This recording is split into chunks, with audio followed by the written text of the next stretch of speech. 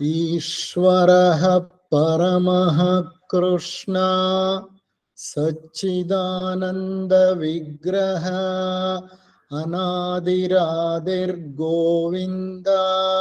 सर्वकारण कारणಂ ಎಲ್ಲಾ ಕಾರಣಗಳಿಗೂ ಮೂಲ ಕಾರಣಕರ್ತನಾದ ಪರಮಾತ್ಮನಿಗೆ ವಂದಿಸುತ್ತಾ ಎಲ್ಲ ಜೀವನ್ಮುಕ್ತ ಋಷಿಗಳ ಪಾದಗಳಿಗೆ ಪ್ರಣಾಮಗಳನ್ನು ಸಲ್ಲಿಸುತ್ತಾ ಎಲ್ಲರ ಅಂತರಂಗಗಳಲ್ಲಿ ಅಂತರ್ಯಾಮಿಯಾಗಿ ನೆಲೆಸಿರುವ ದಿವ್ಯ ಚೈತನ್ಯಕ್ಕೆ ವಂದಿಸುತ್ತಾ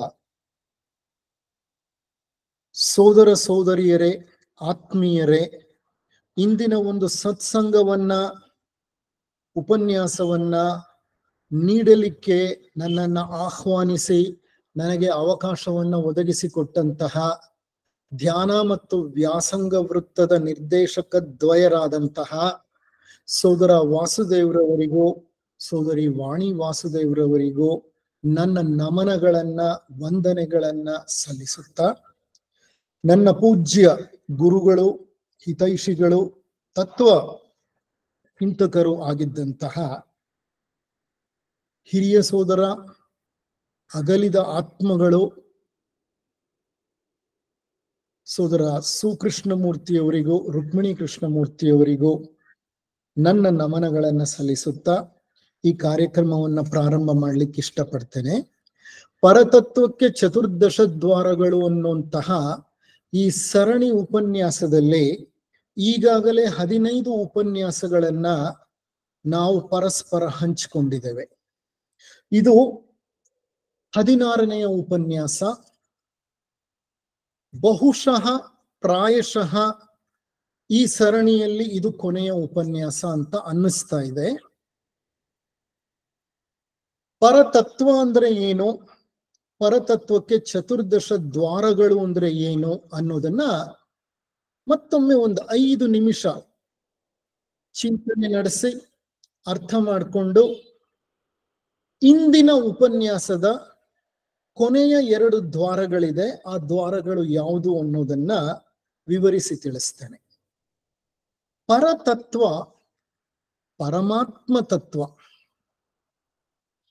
ಇದರ ಚಿಂತನೆ ಬಹಳ ಸನಾತನ ಕಾಲದಲ್ಲೇ ಭರತಖಂಡದಲ್ಲಿ ನಡೆದಿತ್ತು.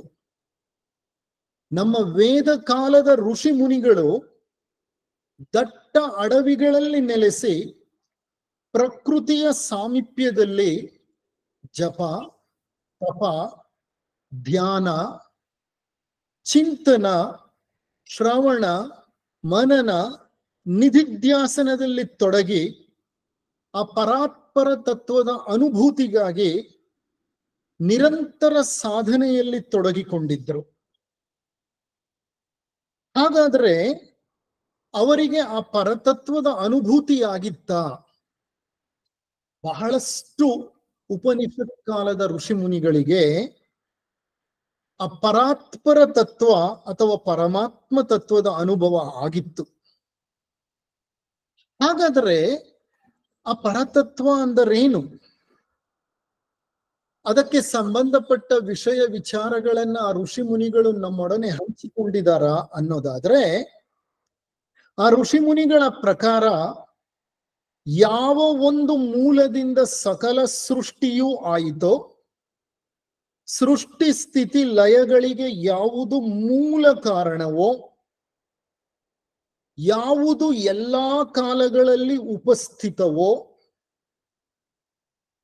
ಯಾವುದನ್ನ ಋಷಿ ಮುನಿಗಳು ಸಕಲ ಕಾರಣಗಳಿಗೆ ಮೂಲ ಕಾರಣವೆಂದು ಗುರುತಿಸಿದ್ದಾರೋ ಆ ತತ್ವವೋ, ಆ ಶಕ್ತಿಯೋ, ಆ ವಸ್ತುವೋ ಅದನ್ನ ಪರಾತ್ಪರ ತತ್ವ, ಪರಮಾತ್ಮ ತತ್ವ ಅಂತ ನಮ್ಮ ಗ್ರಂಥಗಳು ಸಾರಿ ಸಾರಿ ಹೇಳುತ್ತವೆ.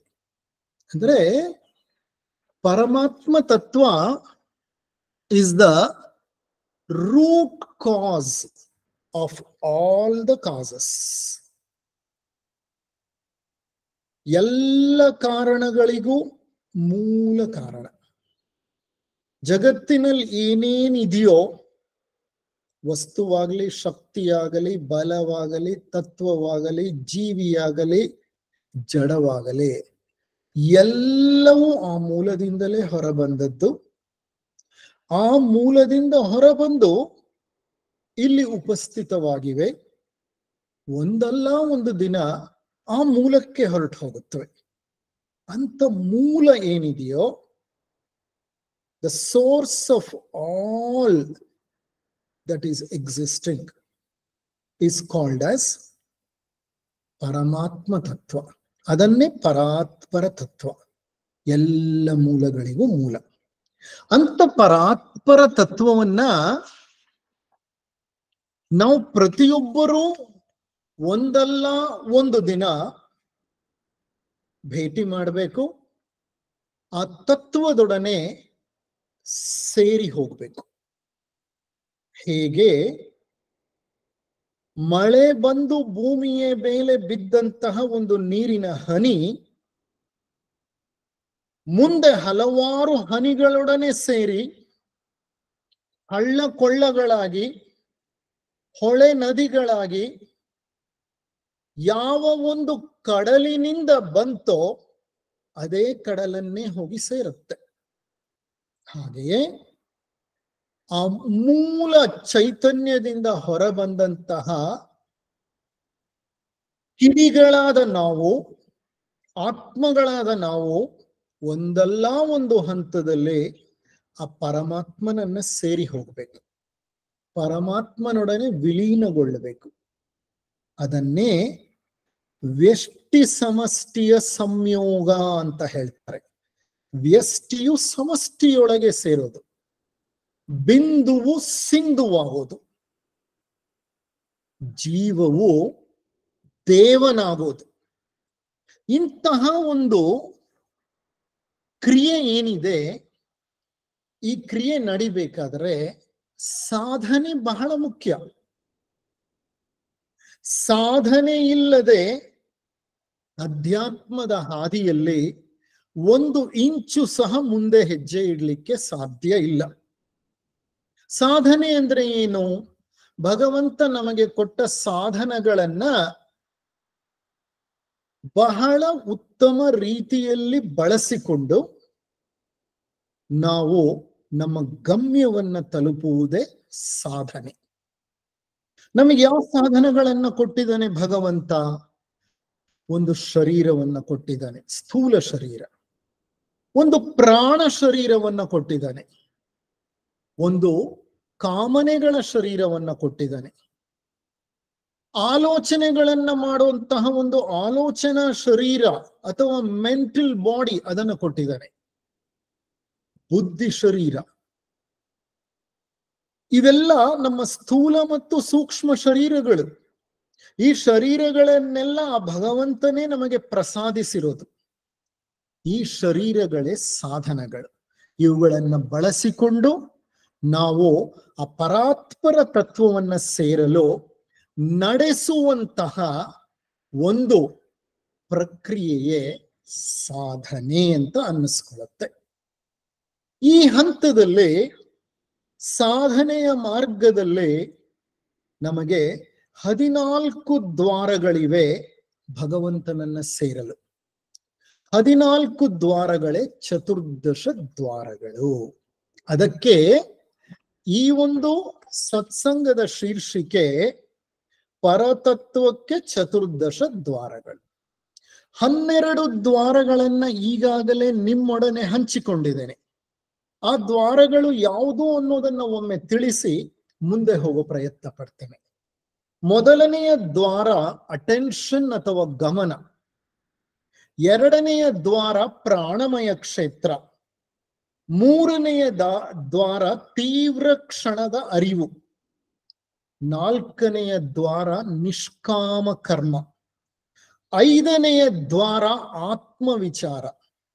ಆರನೆಯ ದ್ವಾರ ಟೀಕಾರಹಿತತೆ, ಬೀಯಿಂಗ್ ನಾನ್ ಕ್ರಿಟಿಕಲ್, ಟೀಕಾರಹಿತತೆ ಅಂದ್ರೆ.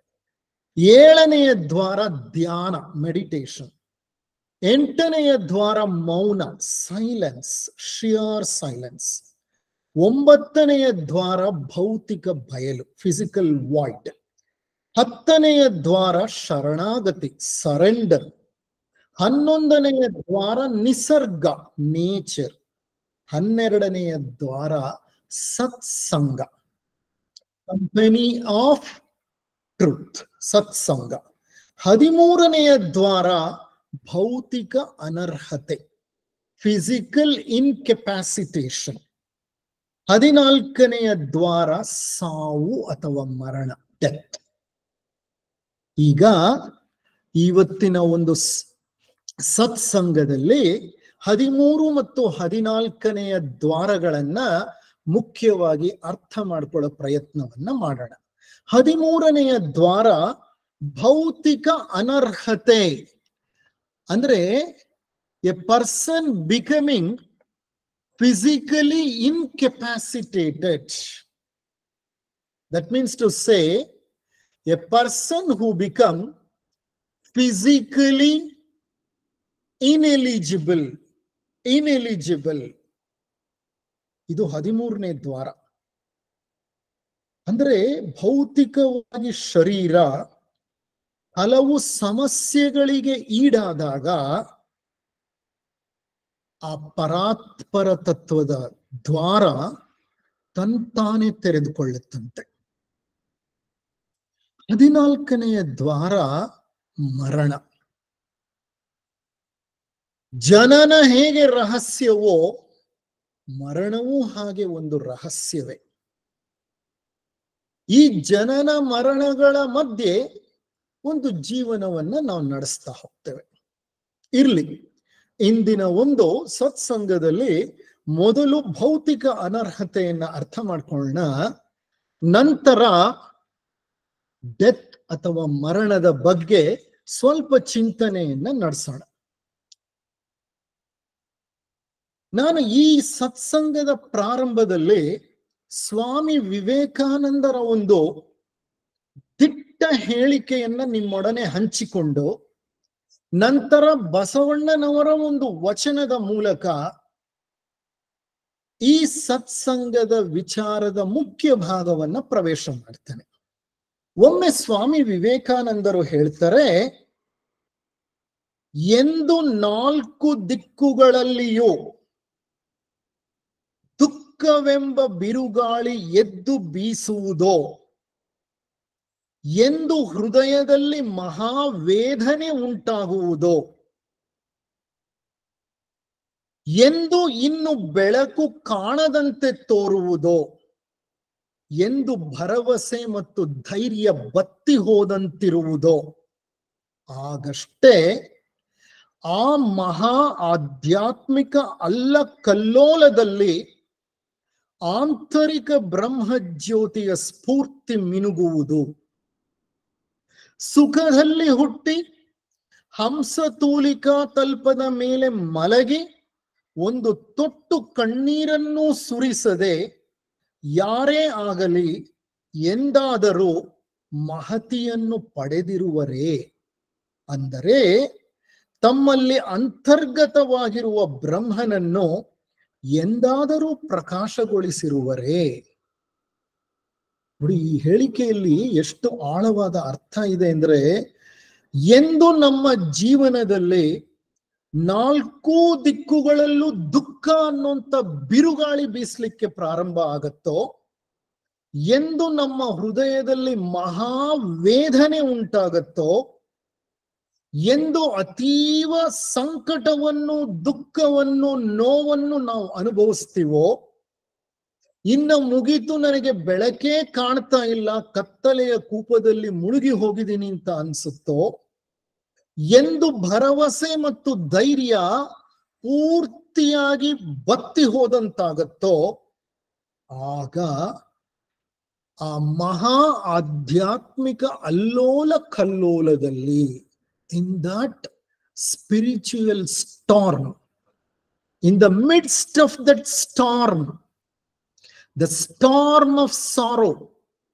the storm of distress, the storm of hopelessness, the storm of helplessness, ಇಂತಹ ಒಂದು ಸಂದರ್ಭವನ್ನ ಜೀವನದಲ್ಲಿ ನಾವು ಅನುಭವಿಸ್ತೀವಿ. ಅನುಭವಿಸುವಂತಹ ಒಂದು ಸಂದರ್ಭ ಬರುತ್ತೆ. ಅಂಥ ಸಂದರ್ಭದಲ್ಲಿ ಏನಾಗುತ್ತೆ ಅಂದ್ರೆ ನಮ್ಮ ಆಂತರಿಕ ಬ್ರಹ್ಮ ಜ್ಯೋತಿಯ ಸ್ಫೂರ್ತಿ ಮಿನುಗುತ್ತದೆ. ಅಂದ್ರೆ ನಮ್ಮಲ್ಲಿರುವಂತಹ ಆತ್ಮ ಆಗ ಪ್ರಕಾಶಮಾನವಾಗಿ ಬೆಳಗ್ತಾನೆ. ಸುಖವಾಗಿದ್ದಾಗ ನಾವು ಭಗವಂತನನ್ನ ನೆನಪೇ ಮಾಡ್ಕೊಳ್ಳಲ್ಲ. ಸಂಕಟಗಳ ಮಧ್ಯೆ ಹೋದಾಗ್ಲೇನೆ ನಮಗೆ ಭಗವಂತನ ಒಂದು ನೆನಪು ಬರೋದು. ಕುಂತಿಯನ್ನ ಮಹಾಭಾರತದಲ್ಲಿ ಶ್ರೀಕೃಷ್ಣ ಪರಮಾತ್ಮ ಏನು ಬೇಕು ನಿನಗೆ, ಜೀವನದಲ್ಲಿ ಬಹಳಷ್ಟು ಕಷ್ಟ ಕಾರ್ಪಣ್ಯಗಳನ್ನ ಅನುಭವಿಸಿದೀಯಾ ಅಂತ ಕೇಳಿದ್ರೆ ಆಕೆ ಹೇಳ್ತಾಳೆ, ಶ್ರೀಕೃಷ್ಣ ಪರಮಾತ್ಮ ನನಗೆ ಇನ್ನಷ್ಟು ಮತ್ತಷ್ಟು ದುಃಖವನ್ನು, ಕಷ್ಟಗಳನ್ನು, ಸಂಕಟವನ್ನು ಕೊಡು ಅಂತಾಳೆ. ಎಲ್ಲ ಪಾಂಡವರು ಆಕೆಯನ್ನ ನೋಡ್ತಾರೆ, ಮಕ್ಕಳೆಲ್ಲ ಇದೇನಿದು ಅಮ್ಮ ಈ ರೀತಿ ಕೇಳ್ತಿದ್ದಾಳೆ ಅಂತ. ಕೃಷ್ಣನೂ ಕೇಳ್ತಾನೆ, ಇದೆಂತಹ ವರವನ್ನ ಕೇಳ್ತಿದೀಯ ಕುಂತಿ ತಾಯಿ ನೀನು ಅಂತ. ಆಗ ಆಕೆ ಹೇಳ್ತಾಳೆ, ಆ ಕಷ್ಟ ಕಾರ್ಪಣ್ಯಗಳ ಮಧ್ಯದಲ್ಲೇ ಹೇ ಕೃಷ್ಣ, ನಾವೆಲ್ಲ ನಿನ್ನನ್ನ ನೆನಪು ಮಾಡ್ಕೊಳ್ಳೋದು, ನಿನ್ನ ಕೀರ್ತನೆಯನ್ನ ಮಾಡೋದು, ನಿನ್ನ ಜಪವನ್ನ ಮಾಡೋದು, ನಿನ್ನನ್ನ ಧ್ಯಾನಿಸೋದು ಅಂತ ಸಂಕಷ್ಟದ ಸಮಯದಲ್ಲೇ. ಆದ್ರಿಂದ ಸದಾ ನನಗಂತ ಸಂಕಷ್ಟವನ್ನು ಕೊಡು ಅಂತ. ಅಂತ ಸಂಕಷ್ಟಗಳು ಉಂಟಾದಾಗ ಜೀವನದಲ್ಲಿ ಈ 13ನೆಯ ದ್ವಾರವಿದೆಯಲ್ಲ, ಈ ದ್ವಾರ ತೆರೆದುಕೊಳ್ಳುತ್ತೆ.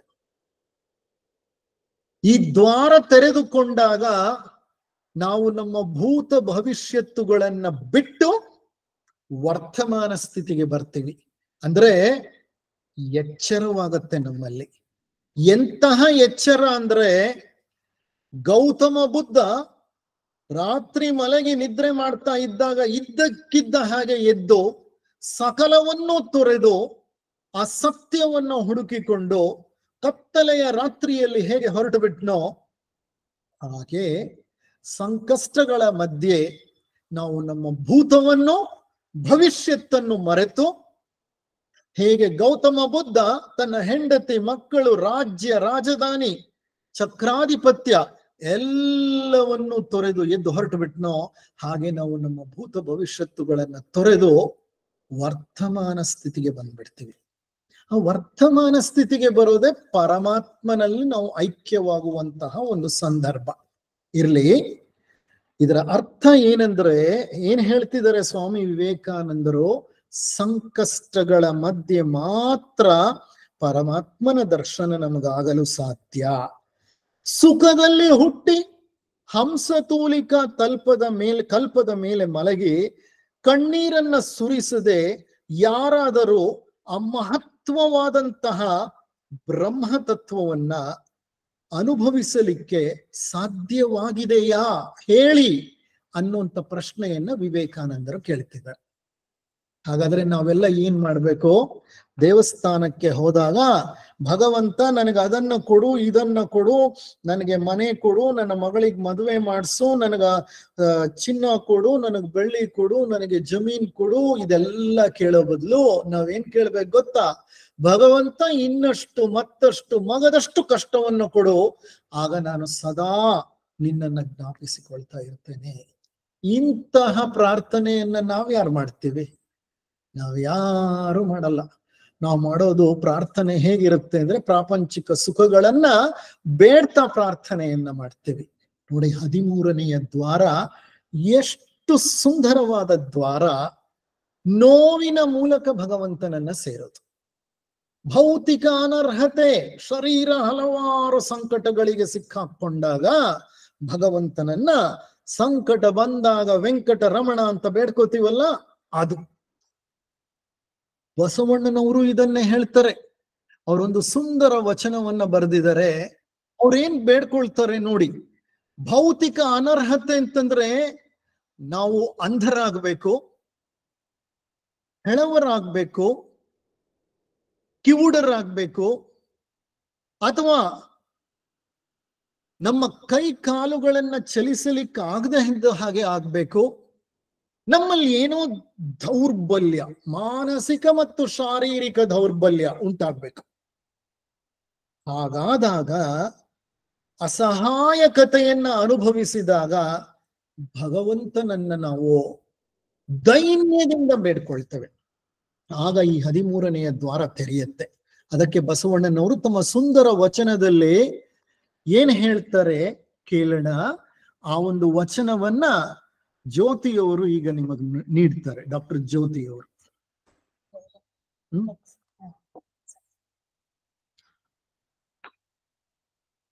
ಅತ್ತ ಇತ್ತ ಹೋಗದಂತೆ ಹೆಳವನ ಮಾಡಯ್ಯ ತಂದೆ.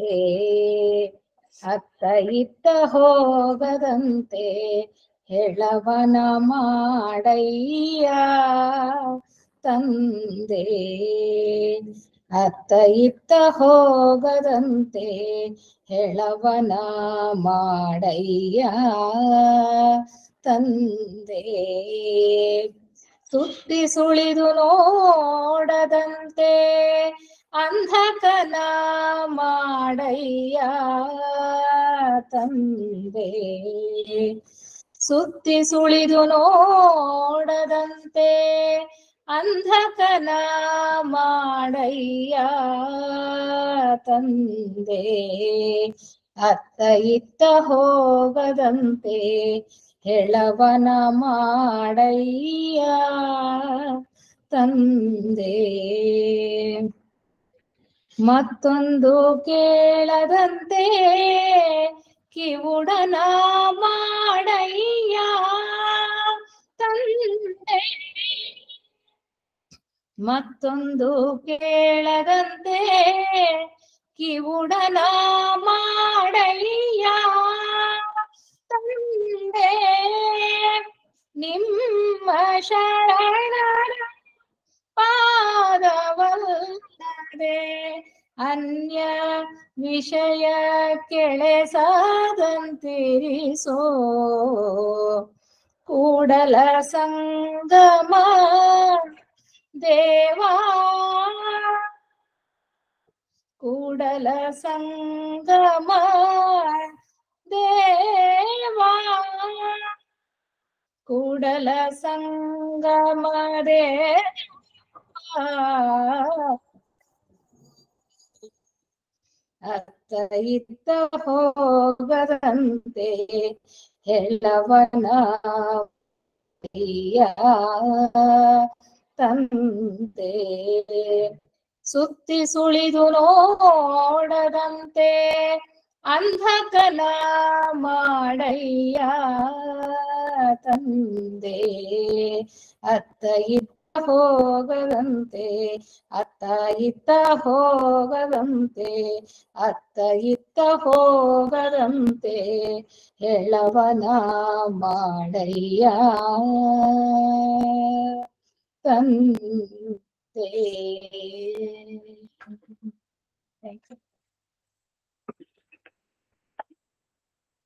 ಈ ಸುಂದರವಾದ ವಚನದಲ್ಲಿ ಬಸವಣ್ಣನವರು ಕೂಡಲ ಸಂಗಮ ದೇವರನ್ನ ಏನಂತ ಬೇಡ್ತಿದ್ದಾರೆ?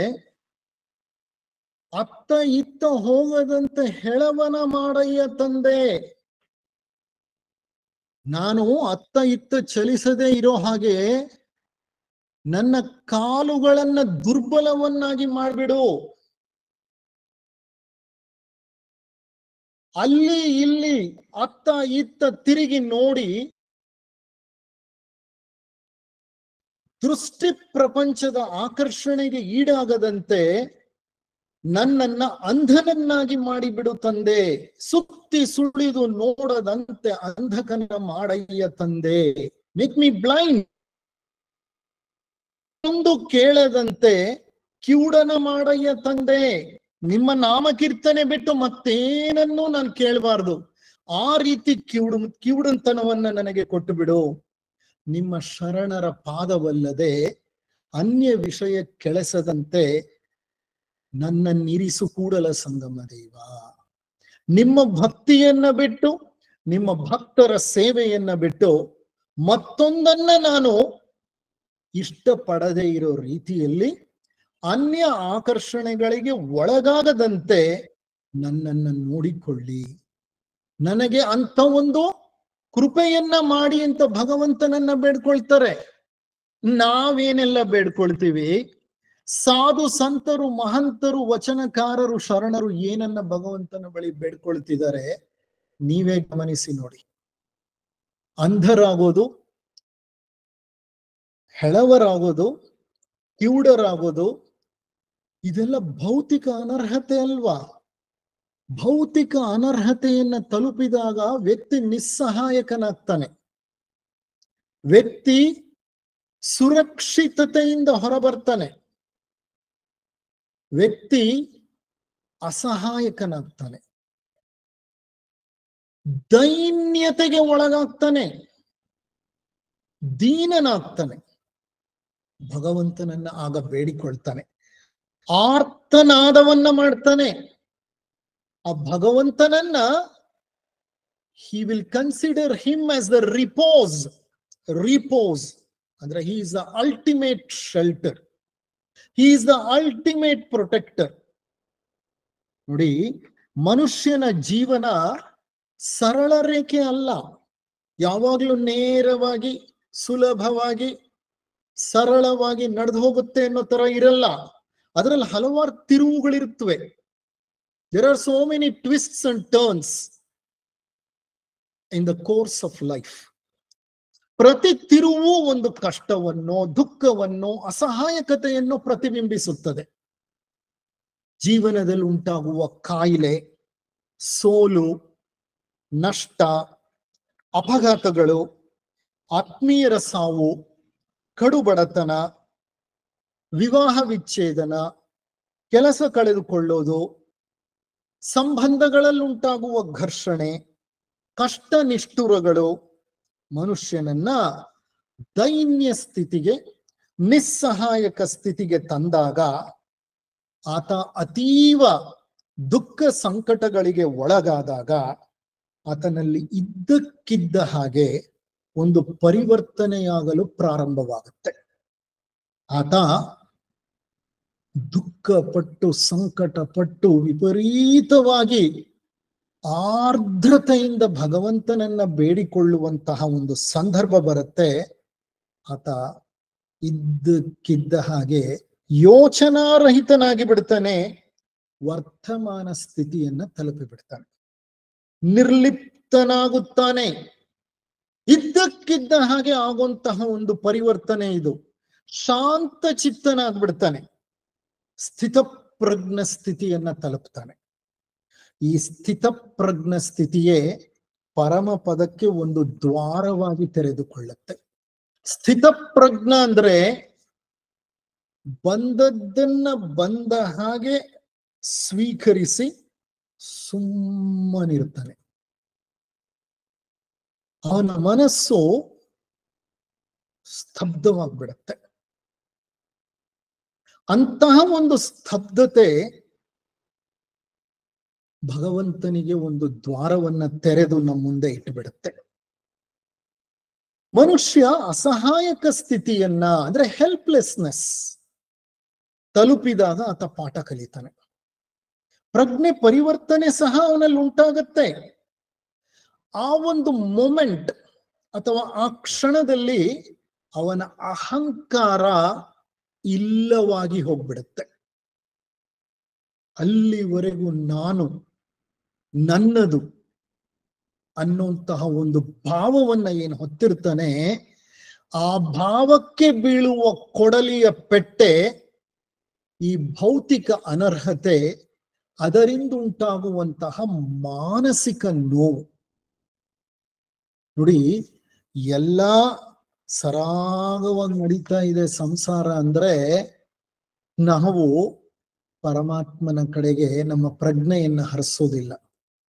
ಇದ್ದಕ್ಕಿದ್ದ ಹಾಗೆ ಕುಟುಂಬದ ಯಾರೋ ಒಬ್ಬ ಸದಸ್ಯ, ತಾಯಿಯೋ, ತಂದೆಯೋ, ಪತ್ನಿಯೋ, ಮಗಳೋ, ಮಗನೋ, ಮೊಮ್ಮಗನೋ ಯಾರೋ ಒಬ್ಬರಿಗೆ ಡಾಕ್ಟರು ಕ್ಯಾನ್ಸರ್ ಇದೆ ಅಂತ ಡಯಾಗ್ನೋಸ್ ಮಾಡಿ, it is advanced cancer, it is stage 3 or stage 4, ಇನ್ನು ನಾವು ಮಾಡೋದು ಏನೂ ಇಲ್ಲ, ಆದ್ರೆ ಈ ವ್ಯಕ್ತಿ ಇನ್ನ 3 ರಿಂದ 6 ತಿಂಗಳ ಕಾಲ ನರಳಬೇಕಾಗತ್ತೆ.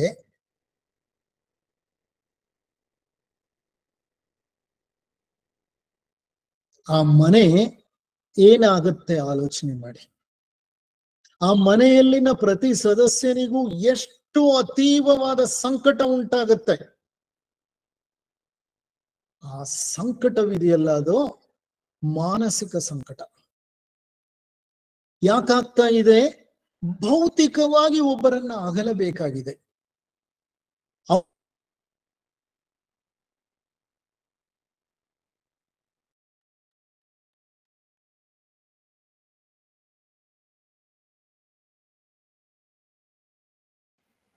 I think we have lost Dr. Nagesh's connection temporarily. Please be on the line. We will get in touch with Dr. Nagesh.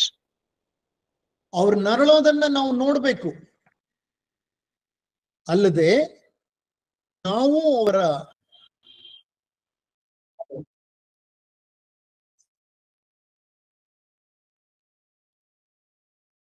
Hello hello ಹಾ, ಸ್ವಲ್ಪ ಇಂಟರ್ನೆಟ್ ಕನೆಕ್ಷನ್ ಸ್ವಲ್ಪ ಬ್ರೇಕ್ ಆಗ್ತಾ ಇತ್ತು. ಕಡೆ 2 ನಿಮಿಷದಿಂದ ಕೇಳಿಸ್ತಾ ಇದೆಯಾ? ಕಡೆ 2 ನಿಮಿಷದಿಂದ ಇಂಟರ್ನೆಟ್ ಕನೆಕ್ಷನ್ ಸ್ವಲ್ಪ ಬ್ರೇಕ್ ಆಗ್ತಾ ಇತ್ತು. ಈಗಲೂ ಸ್ವಲ್ಪ ಬ್ರೇಕ್ ಆಗ್ತದೆ. ಹಾ, ಈಗ ವಾಸಿ ಆಗಿದೆ. ಈಗ ಪರವಾಗಿಲ್ಲ, ಸರಿಯಾಗಿದೆ. ಈಗ ಮಧ್ಯ ಬ್ರೇಕ್ ಆಗಿತ್ತು. ಸೊ ಇಂತಹ ಡಿಸ್ಟ್ರೆಸ್ಫುಲ್, ಓಕೆ, ಅಂದ್ರೆ ಮನೆಯ ಯಾರೋ ಒಬ್ಬ ಸದಸ್ಯರಿಗೆ ಇಂತಹ ಕ್ಯಾನ್ಸರ್ ಇದೆ, ಅಡ್ವಾನ್ಸ್ಡ್ ಕ್ಯಾನ್ಸರ್, ಇನ್ 3 ರಿಂದ 6 ತಿಂಗಳು ಬದುಕ್ತಾರೆ, ಏನೂ ಮಾಡ್ಲಿಕ್ಕಾಗಲ್ಲ, ಈಸ್ ಬಿಯಾಂಡ್ ಟ್ರೀಟ್ಮೆಂಟ್, ಏನಿದ್ರು ಪ್ಯಾಲಿಯೇಟಿವ್ ಕೇರ್ ಕೊಡಬೇಕು ಅಂತ ಡಾಕ್ಟರ್ ಹೇಳಿಬಿಟ್ಟೆ. ಎಷ್ಟು ಅತೀವವಾದ ನೋವು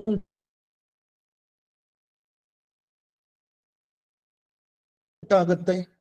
ಭೌತಿಕವಾಗಿ ಅವರನ್ನ ಅಗಲಬೇಕು. ಆ ಭೌತಿಕ ಅಗಲಿಕೆಯನ್ನ ನೋವನ್ನ ನಾವೆಲ್ಲ ಅನುಭವಿಸ್ತೇವೆ. ಇಂತಹ ಸಂದರ್ಭಗಳು ಜೀವನದಲ್ಲಿ ಬರೋದುಂಟು. ಆಗ ನಮ್ಮ ಮನಸ್ಸು ಅತೀವ ನೋವನ್ನ ಅನುಭವಿಸುತ್ತೆ. ಅಂತ ನೋವಿನ ಮಧ್ಯೆ ಈ 13ನೇ ಕೊಳ್ಳುತ್ತೆ. ಬಹಳಷ್ಟು ಜನ ಇಂಥ ಸಂಕಟ ಸ್ಥಿತಿಗಳನ್ನ ಎದುರಿಸುವಾಗ ತಾತ್ಕಾಲಿಕವಾಗಿ ಈ ದ್ವಾರ ತೆರೆದುಕೊಳ್ಳುತ್ತೆ. ಅವ್ರ ಸಂಕಟವೇ ಆ ದ್ವಾರವನ್ನ ತೆರೆಯುತ್ತೆ. ಆದ್ರೆ ಸಮಸ್ಯೆ ಏನ್ ಗೊತ್ತಾ? ಆ ಸಂಕಟದ ಸ್ಥಿತಿ ತಿಳಿಯಾದಾಗ, ಅಂದ್ರೆ ಆ ಸ್ಥಿತಿಯಿಂದ ಹೊರಗೆ ಬಂದಾಗ ನಾಯಿ ಬಾಲ ಡೊಂಕು, ಮತ್ತೆ ಆ ದೈವಿ ಶಕ್ತಿಯ ಸಾನ್ನಿಧ್ಯವನ್ನ ಬಿಟ್ಟು ಪ್ರಾಪಂಚಿಕತೆಗೆ ಪ್ರವೇಶ ಮಾಡಿಬಿಡ್ತಾರೆ. ಆದರೆ ಕೆಲವರು ಇರ್ತಾರೆ, ಅವರು ಸಂಕಟದ ಸ್ಥಿತಿಗಳಲ್ಲಿ ನಿಸ್ಸಹಾಯಕ ನಿರಾಶ್ರಿತ ಸ್ಥಿತಿಯ ಪ್ರಜ್ಞೆಯಲ್ಲಿ ಪರಿಪೂರ್ಣವಾಗಿ ಬದಲಾಗ್ಬಿಡ್ತಾರೆ. ಅವರಲ್ಲಿ ಆಂತರಿಕ ಪರಿಪೂರ್ಣ ಪರಿವರ್ತನೆ ಜರುಗಿಬಿಡುತ್ತೆ. ಈಗ ನಮ್ಮಲ್ಲಿ 3 ರೀತಿ ವೈರಾಗ್ಯಗಳನ್ನ ಹೇಳ್ತೇವೆ. ಇವು ಹುಸಿ ವೈರಾಗ್ಯಗಳು ಅಂತ. ಯಾವುದು ಅಂದ್ರೆ ಅಭಾವ ವೈರಾಗ್ಯ, ಸ್ಮಶಾನ ವೈರಾಗ್ಯ ಮತ್ತು ಪ್ರಸವ ವೈರಾಗ್ಯ. ಕ್ಷಾಮ ಇದೆ ದೇಶದಲ್ಲಿ, ಆಗ ಆಹಾರದ ಮೇಲೆ ವೈರಾಗ್ಯ ಬರುತ್ತೆ. ಯಾಕೆ ಬರುತ್ತೆ? ಅಭಾವ ಇರುವಾಗ ಆಹಾರವೇ ಇಲ್ಲ, ಇನ್ ತಿನ್ನೋದೇನ್ ಬಂತು? ವೈರಾಗ್ಯ ಸಹಜವಾಗಿ ಬರುತ್ತೆ. ಆದ್ರೆ ಕ್ಷಾಮ ಹೊರಟೋಗ್ಲಿ, ಮತ್ತೆ 3 ಹೊತ್ತು ತಿನ್ನೋ ಬದಲು 5 ಹೊತ್ತು ತಿಂತೀವಿ. ಹಾಗೆ ಸ್ಮಶಾನ ವೈರಾಗ್ಯ. ಯಾರೋ ಮರಣ ಹೊಂದಿದರೆ ಆ ಕಳೇಬರವನ್ನ ತಗೊಂಡು ನಾವು ಸ್ಮಶಾನಕ್ಕೆ ಹೋಗಿದ್ದೀವಿ. ಸ್ಮಶಾನದಲ್ಲಿ ಎಲ್ಲರೂ ಅಳ್ತಾ ಇದ್ದಾರೆ. ಎಷ್ಟೋ ಜನರ ಹೆಣಗಳು ಅಲ್ಲಿ ಅದನ್ನೆಲ್ಲ ನೋಡಿ ಜೀವನ ಇಷ್ಟೇನಾ? ಇಷ್ಟಕ್ಕೋಸ್ಕರ ನಾನು ಏನೆಲ್ಲ ಮಾಡ್ತೀನಿ ನನ್ನ ಜೀವನದಲ್ಲಿ ಅಂತ ಅನ್ಸುತ್ತೆ, ವೈರಾಗ್ಯ ಮೂಡುತ್ತೆ. ಆದ್ರೆ ಸ್ಮಶಾನದ ಕಾಂಪೌಂಡ್ ದಾಟಿ ಹೊರಗೆ ಬರ್ತಾ ಇದ್ದ ಹಾಗೆ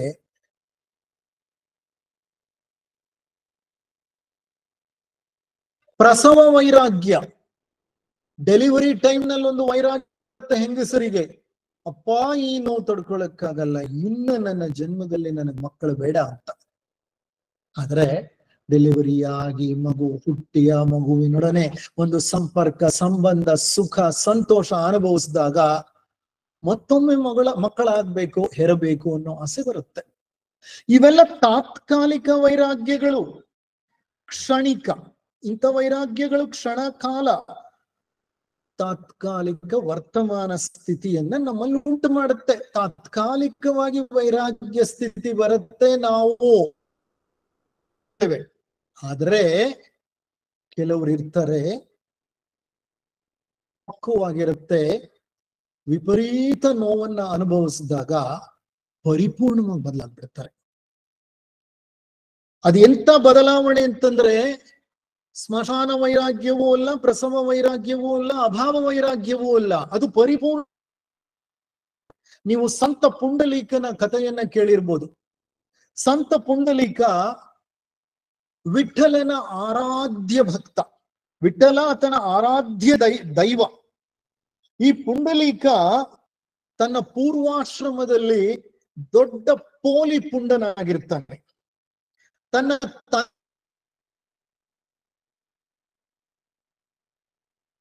ತಂದೆ ತಾಯಿಗೆ ಬಹಳ ಚಿತ್ರ ಹಿಂಸೆಯನ್ನ ಕೊಡ್ತಿರ್ತಾನೆ. ಮದ ಗಜನಂತೆ ಓಡಾಡ್ಕೊಂಡು ಯಾರಿಗೂ ಮರ್ಯಾದೆಯನ್ನ ನೀಡದೆ ಪ್ರತಿಯೊಬ್ಬರಿಗೂ ಹಿಂಸೆಯನ್ನ ನೀಡ್ತಾ ಲೋಕ ಕಂಟಕನಾಗಿ, ಸಮಾಜ ಕಂಟಕನಾಗಿ ಬೆಳೆದಿರ್ತಾನೆ.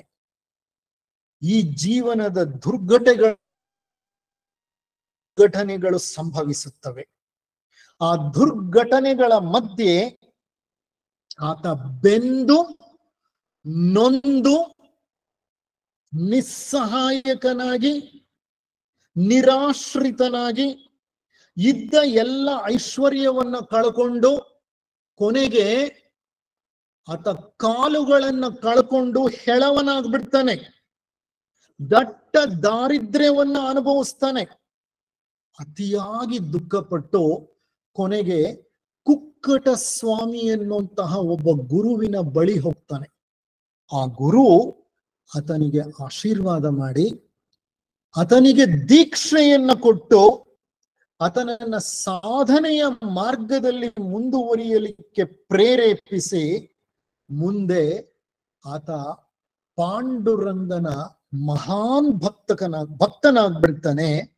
ಮುಕ್ತ ಸ್ಥಿತಿಯನ್ನ ಕೊಡ್ತಾನೆ. ಪಂಡರಾಪುರದಲ್ಲಿ ಪಾಂಡುರಂಗನ ಪ್ರತಿಷ್ಠಾಪನೆಯನ್ನ ಮಾಡ್ತಾನೆ. ಮತ್ತೆ ಸಂತ ಪುಂಡಲೀಕ ಅನಿಸ್ಕೊಳ್ತಾನೆ. ಆತನಲ್ಲಿ ಇಷ್ಟು ಬದಲಾವಣೆಗಳು ಹೇಗಾಯ್ತು? ಪುಂಡ ಪೋಖರಿ ಪೋಲಿಯಾಗಿದ್ದಂತಹ ಈ ವ್ಯಕ್ತಿ ಇಷ್ಟು ಬದಲಾವಣೆ ಆಗಬೇಕಂದ್ರೆ ಆತ ಎದುರಿಸಿದ ಕಷ್ಟಗಳು, ನೋವು, ಸಂಕಟ, ಅಸಹಾಯಕತೆ. ಅವನ ಪ್ರಜ್ಞೆ ಪೂರ್ತಿಯಾಗಿ ಬದಲಾಗೋಯ್ತು. ಮುಂದೆ ಸಂತನಾಗಿ ಬೆಳೆದು ಬಿಟ್ಟ ಆತ. ವೇಮನನೆಂಬ ಯೋಗಿ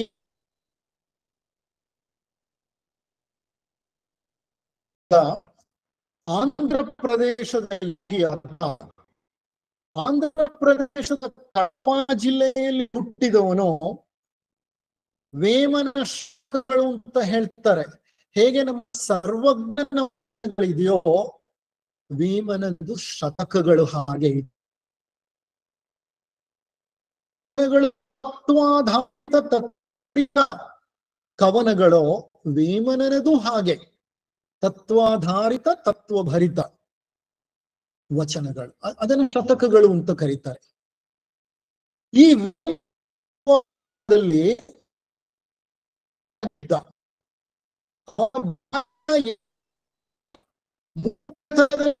ಹೋಯ್ತು. ಮಾನಸಿಕವಾಗಿ ಅಪಕ್ವವಾಗಿದ್ದ, ಬುದ್ಧಿ ಮಂದವಾಗಿತ್ತು, ವ್ಯಭಿಚಾರಿಯಾಗಿದ್ದ. ಆದ್ರೆ ತನ್ನೆಲ್ಲ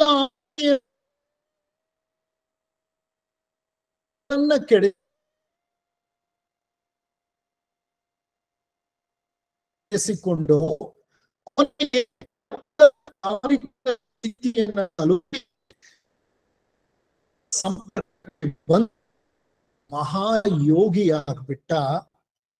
ಶತಕಗಳನ್ನ, ವೇಮನ ಶತಕಗಳು ಅಂದ್ರೆ ಆಂಧ್ರದಲ್ಲಿ ಅಂದ್ರೆ ತೆಲುಗಿನಲ್ಲಿ ಬಹಳ ಪ್ರಸಿದ್ಧವಾದಂತ ಕವನಗಳು, ತತ್ವಭರಿತವಾಗಿವೆ, ತೆರೆಸುತ್ತವೆ. ಜೀವನಕ್ಕೆ ಸಂಬಂಧಿಸಿದ ಎಲ್ಲ ಸಮಸ್ಯೆಗಳಿಗೆ ಪರಿಹಾರವನ್ನು ವೇಮನ ಶತಕಗಳಲ್ಲಿ ಕಾಣಬಹುದು. ನೋಡಿ, ಎಂಥ ವ್ಯಕ್ತಿ ಎಂಥ ಮಟ್ಟವನ್ನ ತಲುಪಿದ. ಅದಕ್ಕೆ ಕಾರಣ ಆತ ಅನುಭವಿಸಿದಂತಹ ಆ ಒಂದು ದೈನ್ಯ ಸ್ಥಿತಿ. ನೋಡಿ, ಮನುಷ್ಯ ಯಾವುದೇ ಅಸಹಾಯಕ ಸ್ಥಿತಿಗೆ ಒಳಗಾದಾಗ ಅವನ ಜೀವನದಲ್ಲಿ ಪರಿಮಿತಿ ಬಂದುಬಿಡುತ್ತೆ. His life becomes limited. ನೀವೇ ಗಮನಿಸಿ ನೋಡಿ, ಹೆಳವನಾದ್ರೆ ಅವನ ಜೀವನ ಎಷ್ಟು ಲಿಮಿಟೇಷನ್ಗೆ ಒಳಗಾಗತ್ತೆ. ಅಂಧನಾದ್ರೆ ಅವನ ಜೀವನ ಹೇಗೆ ಲಿಮಿಟೇಷನ್ಗೆ ಒಳಗಾಗತ್ತೆ. ಮಾನಸಿಕ ದೌರ್ಬಲ್ಯವನ್ನ ಹೊಂದ್ಬಿಟ್ರೆ ಎಂತ ಲಿಮಿಟೇಷನ್ಗೆ ಹೋಗುತ್ತೆ. ಮಾನಸಿಕ ಖಿನ್ನತೆಗೆ ಒಳಗಾಗ್ಬಿಟ್ರೆ ಹೇಗೆ ವ್ಯಕ್ತಿ ಐಸೋಲೇಟೆಡ್ ಆಗ್ಬಿಡ್ತಾನೆ, ಯಾರು ಬೇಡ ಅಂತಾನೆ. He feels helpless, he feels also hopeless. ಭರವಸೆಯನ್ನೇ ಕಳ್ಕೊಂಡ್ಬಿಡ್ತಾನೆ, ವಿಶ್ವಾಸವನ್ನೇ ಕಳ್ಕೊಂಡ್ಬಿಡ್ತಾನೆ ಮಾನಸಿಕ ಖಿನ್ನತೆ ಉಂಟಾದಾಗ. ನೋಡಿ, ಈ ಸಮಸ್ಯೆಗಳಿದೆಯಲ್ಲ, ಇವು ವ್ಯಕ್ತಿ ಎಷ್ಟೇ ಒರಟನಾಗಿರ್ಬೋದು, ಕ್ರೂರಿಯಾಗಿರಬಹುದು, ದೈಹಿಕವಾಗಿ ಮಾನಸಿಕವಾಗಿ ಅಶಕ್ತನಾಗ್ಬಿಟ್ರೆ, ಅನರ್ಹನಾಗ್ಬಿಟ್ರೆ, ದಯನೀಯ ಸ್ಥಿತಿಯನ್ನ ತಲುಪಿಬಿಟ್ರೆ ತಾ ಮಾಡಿದ ಪಾಪಗಳಿಗಾಗಿ ಪರಿತಪಿಸುತ್ತಾನೆ. ಪಶ್ಚಾತ್ತಾಪ ಉಂಟಾಗತ್ತೆ. ಆ ಪಶ್ಚಾತ್ತಾಪದ ಬೇಗುದಿಯಲ್ಲಿ ಬೆಂದಂತಹ ಮನಸ್ಸು ಪರಿವರ್ತನೆಯಾಗತ್ತೆ. ಅಂತಹ ಘಟನೆಗಳು ವ್ಯಕ್ತಿಯನ್ನ ಆಮೂಲಾಗ್ರವಾಗಿ ಪರಿವರ್ತಿಸಿ ಬಿಡುತ್ತವೆ. ಅಂತಹ ವ್ಯಕ್ತಿಗಳು ಮುಂದೆ ಮಹಾನ್ ವ್ಯಕ್ತಿಗಳಾಗಿ ಬದಲಾಗ್ಬಿಡ್ತಾರೆ. ನಾನು ಇನ್ನೊಂದು ಘಟನೆಯನ್ನ ನಿಮ್ಮೊಡನೆ ಹಂಚ್ಕೊಳ್ತೀನಿ. ಈ ಭೌತಿಕ ಅನರ್ಹತೆ ಅನ್ನುವಂತಹ ಒಂದು ದ್ವಾರಕ್ಕೆ ಸಂಬಂಧಪಟ್ಟ ಹಾಗೆ, ಇದು ನಮ್ಮ ಭಾರತ ದೇಶದಲ್ಲಿ ಸ್ವಾತಂತ್ರ್ಯದ ಪೂರ್ವದಲ್ಲಿ ನಡೆದಂತಹ ಒಂದು ಘಟನೆ. ಗಾಮ ಅನ್ನುವಂತಹ ಒಬ್ಬ ಕುಸ್ತಿ ಪಟುವಿದ್ದ.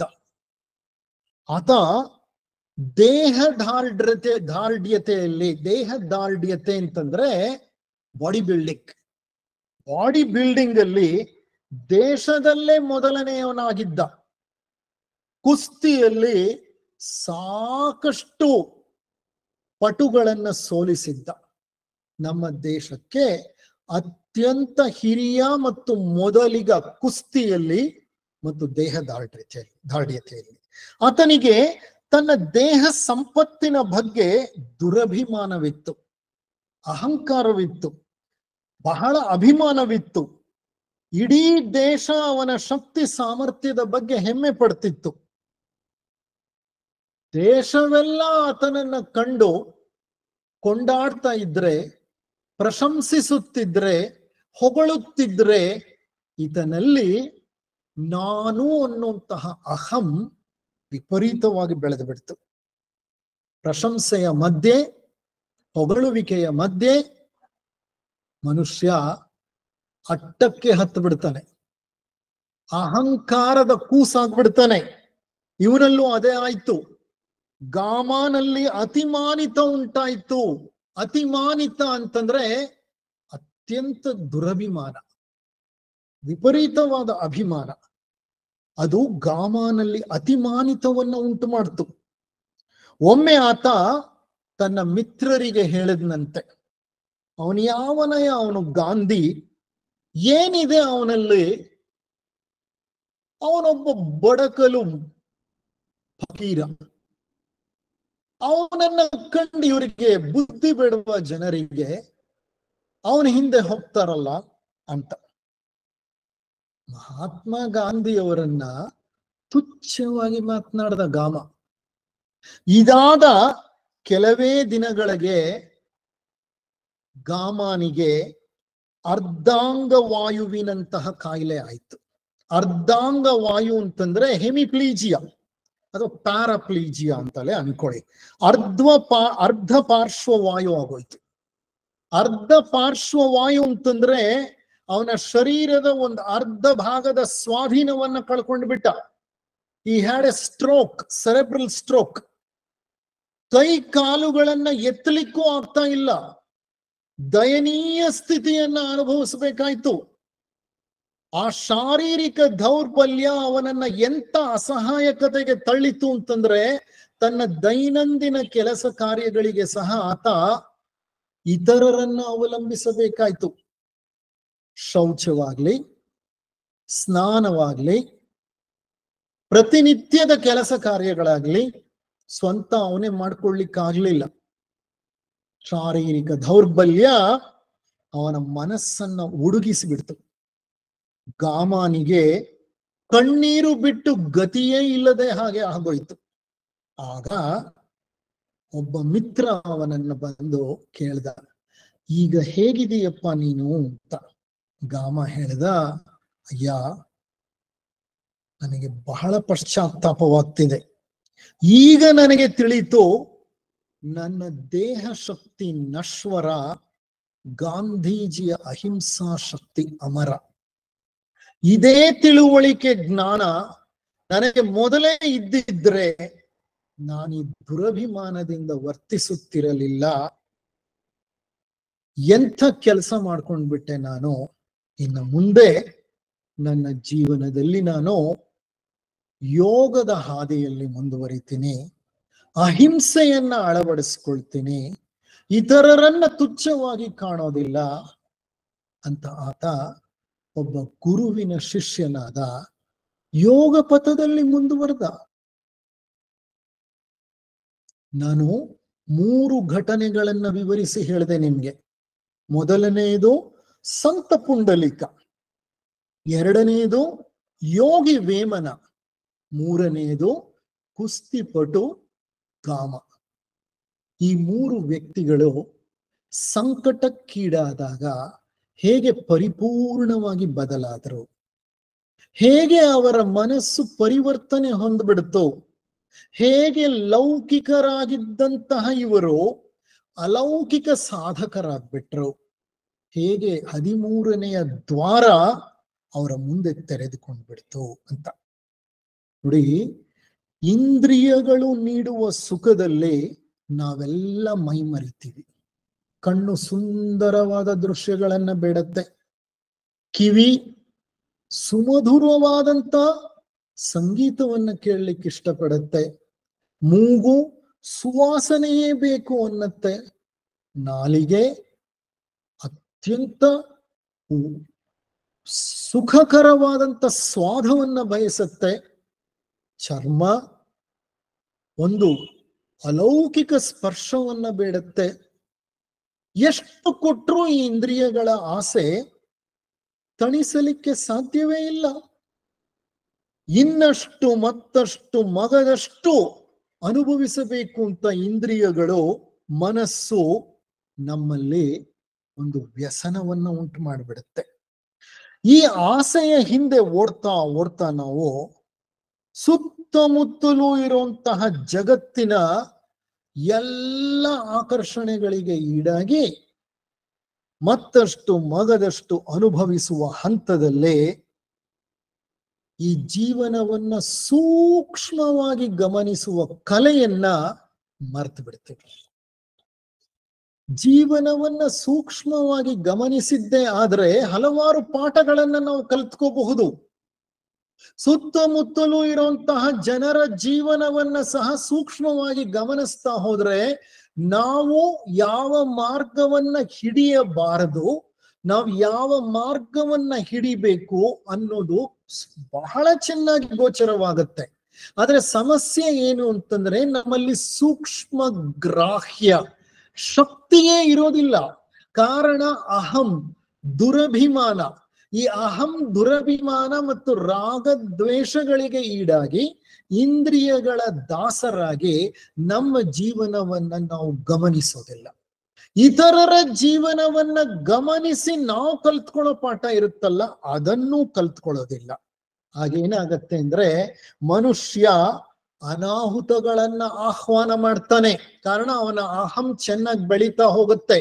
ನೀವು ಈ ಇಂದ್ರಿಯಗಳಿಗೆ ಎಷ್ಟು ಕೊಡ್ತಿರೋ ಅಷ್ಟು ಅಹಂ ಬೆಳೆಯುತ್ತೆ.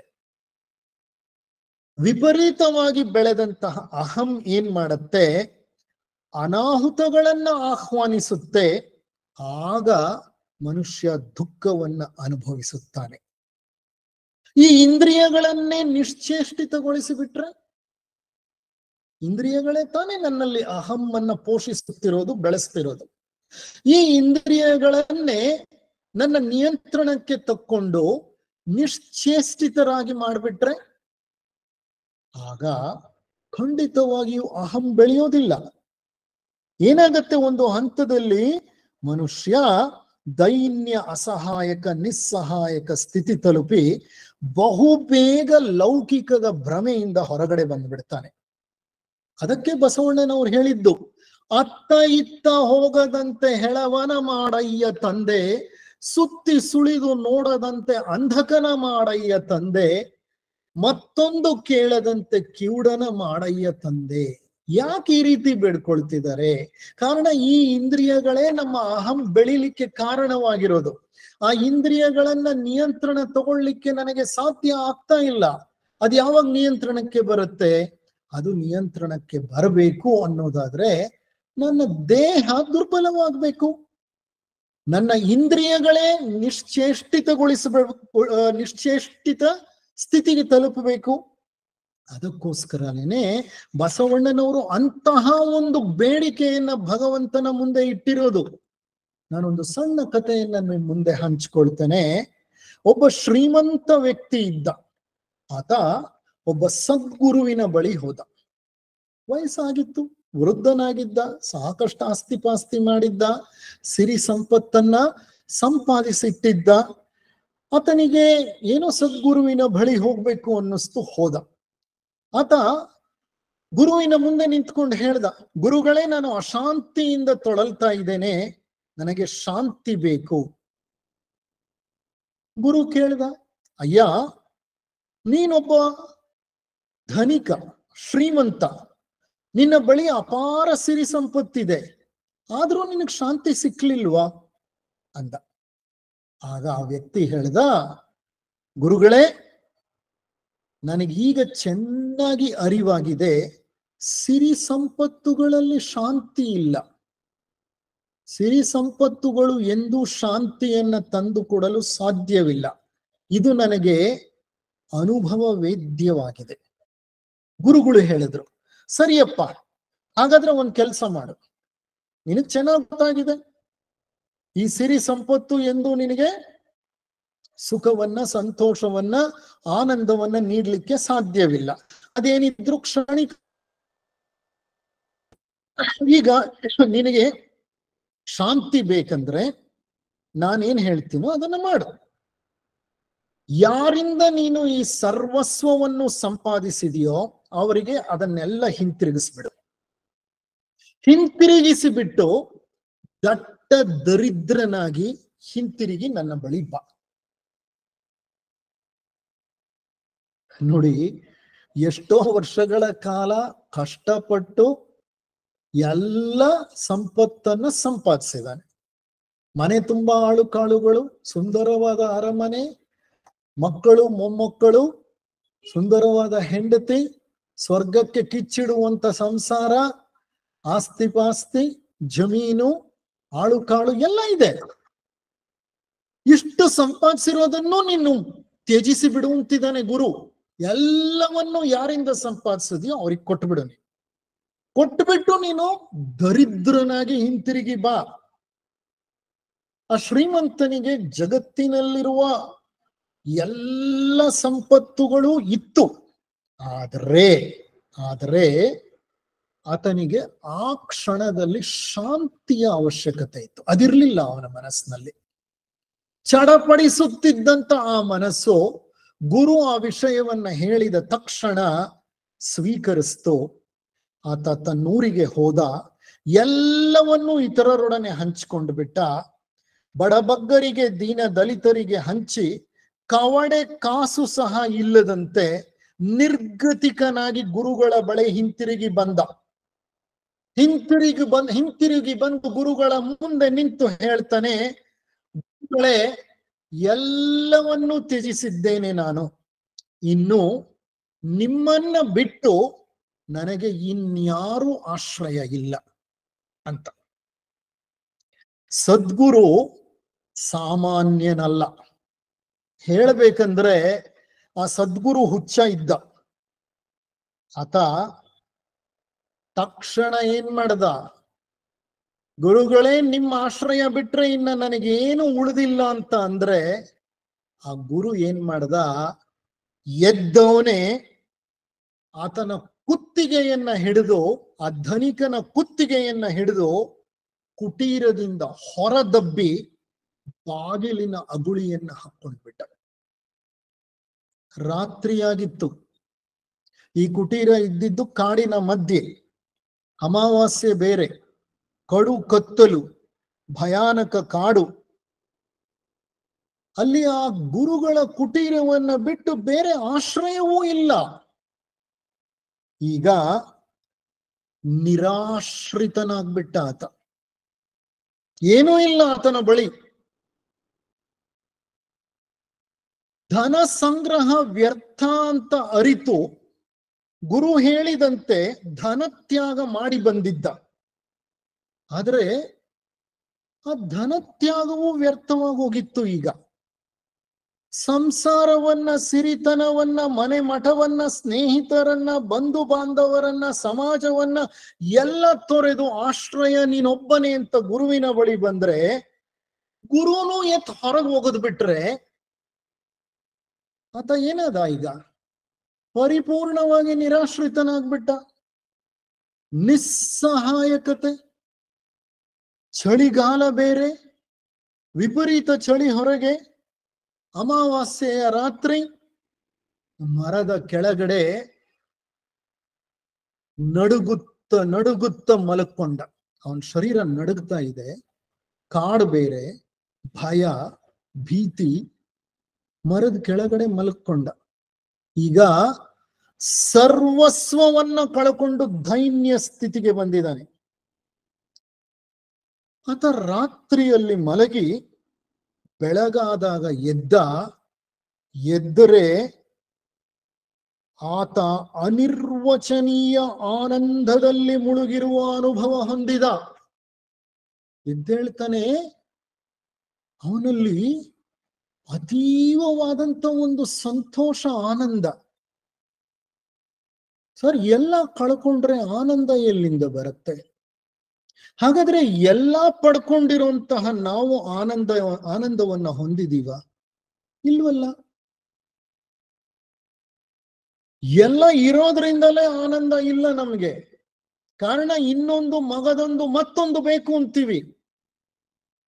ಏನೂ ಇಲ್ಲದ ವ್ಯಕ್ತಿ ವರ್ತಮಾನ ಸ್ಥಿತಿಗೆ ಬಂದ್ಬಿಡ್ತಾನೆ.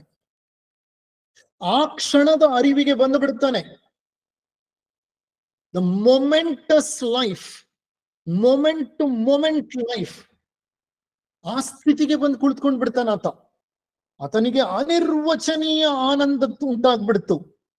ನಿರಾಶ್ರಿತ ಚಿತ್ತ ಅನಾಯಾಸವಾಗಿ ಪರಮಾತ್ಮನ ಆಶ್ರಯವನ್ನು ಕಂಡುಕೊಳ್ಳುತ್ತೆ.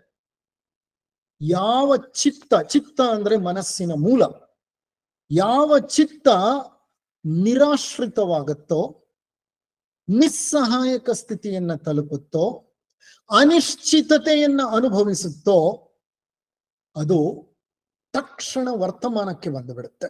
It will come to present under very serious and distressful situation which creates hopelessness and helplessness in us. We instantly come to the present moment, and that present moment is the divine moment. ಯಾವುದೇ ವಿಧವಾದ ಆಶ್ರಯವು ಪರಮಾತ್ಮನನ್ನ ತಲುಪಲು ಅಡಚಣೆಯಾಗುತ್ತದೆ. ಗುರುವನ್ನು ತ್ಯಜಿಸಬೇಕು. ಅದೇ ಆಗಿದ್ದಲ್ಲಿ ಯಾರನ್ನ ನಾವು ಗುರು ಅಂತ ಸ್ವೀಕರಿಸಿರ್ತೀವೋ ಆ ಗುರುವನ್ನು ತ್ಯಜಿಸಿದಾಗ್ಲೇ ಪರಮ ಗುರುವಿನ ಭೇಟಿ ಆಗೋದು. ಪರಮ ಗುರು ಅಂದ್ರೆ ಪರಮಾತ್ಮ. ಆ ಪರಮಾತ್ಮನ ಭೇಟಿ ಆಗ್ಬೇಕಂದ್ರೆ ಸಕಲವನ್ನು ತ್ಯಜಿಸಬೇಕು. ಅದು ತ್ಯಾಗ ಮಾರ್ಗ. ತ್ಯಾಗ ಮಾರ್ಗ. ತೇನ ತ್ಯಕ್ತೇನ ಭುಂಜೀತ. ತ್ಯಜಿಸಿ ಭುಜಿಸಬೇಕು. ಪ್ರತಿಯೊಂದನ್ನು ಒಂದು ಹಂತದಲ್ಲಿ ಬಿಡಬೇಕು. ಅದು ನಿವೃತ್ತಿ ಮಾರ್ಗ. It is the path of renunciation, a path of relinquishment. ಎಲ್ಲ ಆಶ್ರಯಗಳನ್ನು ಬಿಟ್ಟಾಗ ಮಾತ್ರ ಆ ಪರಮಾತ್ಮನ ಆಶ್ರಯ ತಾನಾಗಿ ಲಭಿಸುತ್ತದೆ.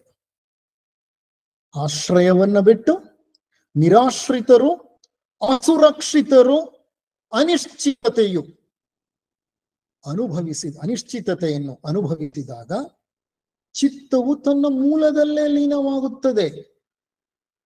ಚಿತ್ತ ತ್ಯಾಗವೇ ಮೋಕ್ಷವಲ್ಲವೇ? ಯಾವಾಗ ಚಿತ್ತವೇ ಲೀನವಾಗೋಗುತ್ತೋ, ಕರಗಿ ಹೋಗುತ್ತೋ, ಅದೇ ಮೋಕ್ಷ ಅಲ್ವಾ? ಮನಸ್ಸು ಇಲ್ಲದೆ ಇರೋದೇ ಮೋಕ್ಷ. ಅಮನಸ್ಕ ಸ್ಥಿತಿಯೇ ಮೋಕ್ಷ. ಯಾವುದೇ ಸಮಯದಲ್ಲಿ ಕಾಯಿಲೆ ಬಂದಾಗ, ಜೀವನದಲ್ಲಿ ದುರ್ಘಟನೆಗಳು ಸಂಭವಿಸಿದಾಗ, ಸಮಸ್ಯೆಗಳು ಎದುರಾದಾಗ, ಭೌತಿಕ ಅನರ್ಹತೆಯಂತಹ ಪರಿಸ್ಥಿತಿ ಉಂಟಾದಾಗ ಅತ್ಯಂತ ಸಂಯಮದಿಂದ ನಾವು ನಡ್ಕೋಬೇಕು. ಆದ್ರೆ ಅದು ತದ್ವಿರುದ್ಧವಾಗಿ ನಡ್ಕೋತೀವಿ. Whenever we face distress, we become violent, we become aggressive, we become more reactive, we become more repulsive. In fact ಜೀವನ ಕಷ್ಟಕರವಾದ ಸಮಸ್ಯೆಗಳನ್ನ ತಂದಿಟ್ಟಾಗ ನಾವು ಮೌನವಾಗಿರೋದನ್ನ ಕಲ್ತ್ಕೋಬೇಕು. ಸಂಯಮವನ್ನ ಕಲ್ತ್ಕೋಬೇಕು.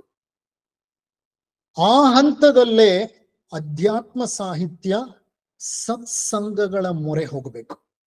ಪ್ರಾರ್ಥನೆ, ಜಪ, ತಪ, ಧ್ಯಾನಗಳನ್ನ ಜೀವನದಲ್ಲಿ ಅಳವಡಿಸಿಕೊಳ್ಳಬೇಕು. ಒಂದು ಸುಂದರವಾದ ವಿಚಾರವನ್ನ ಮನಸ್ಸಿನಲ್ಲಿ ನಾವು ಸದಾ ನೆನಪಿನಲ್ಲಿಟ್ಕೋಬೇಕು. ಮನಸ್ಸಿನ ಆಳದಲ್ಲಿ ಈ ಸುಂದರವಾದಂತ ವಿಚಾರ ಸದಾ ನೆನಪಿನಲ್ಲಿರ್ಬೇಕು. ಯಾವುದು ಗೊತ್ತಾದು? ನಿಮಿತ್ತ ಮಾತ್ರಂ ನಿರ್ಲಿಪ್ತ ಜೀವನಂ.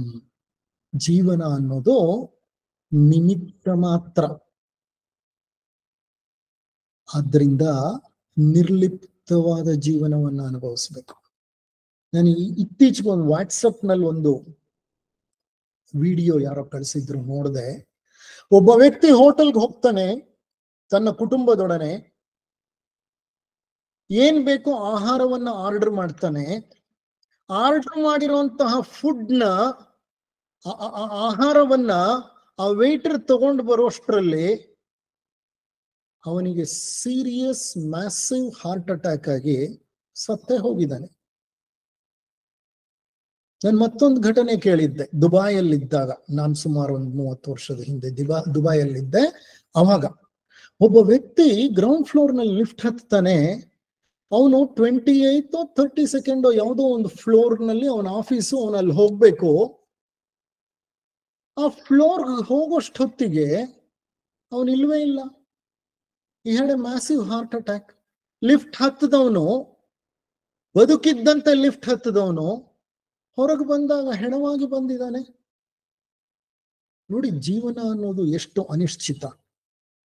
ಈ ಅನಿಶ್ಚಿತ ಜೀವನವನ್ನ ಅರ್ಥ ಮಾಡ್ಕೋಬೇಕು. ಅದನ್ನೇ ಹೇಳ್ತಾ ಇರೋದು ಈ ಮಾತು.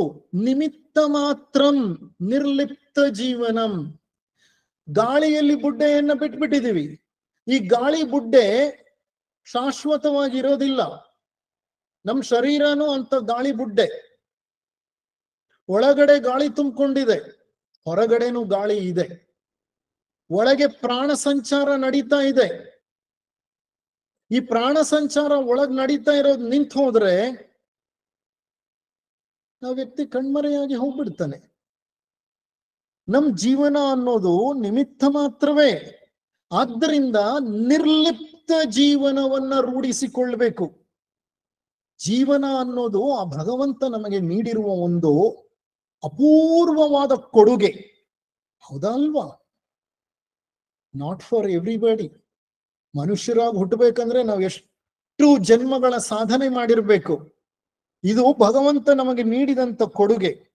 ಆದರೆ ಈ ಜೀವನ ಅನಿಶ್ಚಿತ. ಇದು ನೀರ ಮೇಲಿನ ಗುಳ್ಳೆ, ಯಾವಾಗ ಬೇಕಾದರೂ ಆ ಗುಳ್ಳೆ ಒಡೆದು ಹೋಗ್ಬೋದು.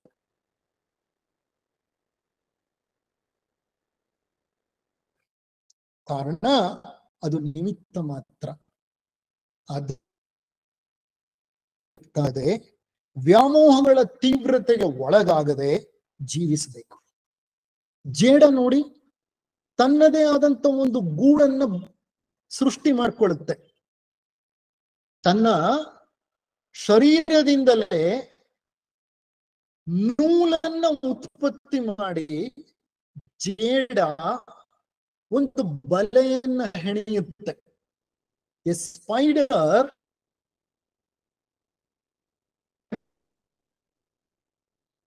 ಜೇಡ ತನ್ನ ಬಲೆಯನ್ನ ತಯಾರು ಮಾಡಾದ್ಮೇಲೆ ಆ ಬಲೆಯಲ್ಲಿ ಎಷ್ಟು ಸೂಕ್ಷ್ಮವಾಗಿ ಓಡಾಡುತ್ತೆ ಅಂತಂದ್ರೆ ಆ ಬಲೆಯಲ್ಲಿ ಅದು ಸಿಕ್ಕಾಕೊಳ್ಳಲ್ಲ. ಬೇರೆ ಕೆಲವು ಕೀಟಗಳು ಬಲೆ ಒಳಗಡೆ ಹೋದ್ರೆ ಸಿಕ್ಕಾಕೊಂಡ್ಬಿಡುತ್ತೆ, ಜೇಡ ಮಾತ್ರ ಸಿಕ್ಕಾಕೊಳ್ಳಲ್ಲ. ಹಾಗೆ ನಾವು ಸಹ ಈ ಕುಟುಂಬದಲ್ಲಿ, ಈ ಸಂಸಾರದಲ್ಲಿ ಬದುಕಿದ್ದು ನಮ್ಮದೇ ಆದಂತ ಒಂದು ಸಂಬಂಧಗಳ ಬಲೆಯನ್ನ ನೇಯ್ದಿದ್ದೀವಿ. ಈ ಸಂಬಂಧಗಳ ಬಲೆಯಿಂದ ಮಾಡಲ್ಪಟ್ಟ ಗೂಡಿನಲ್ಲಿ ನಾವು ವಾಸ ಮಾಡ್ತಿದ್ದೀವಿ. ಆದ್ರೆ ನಮಗೆ ಒಂದು ಪಕ್ವತೆ ಬೇಕು. ಏನು ಪಕ್ವತೆ ಅಂತಂದ್ರೆ ಈ ಗೂಡಿನಲ್ಲಿ ನಾವು ಸಿಕ್ಕಾಕೋಬಾರ್ದು.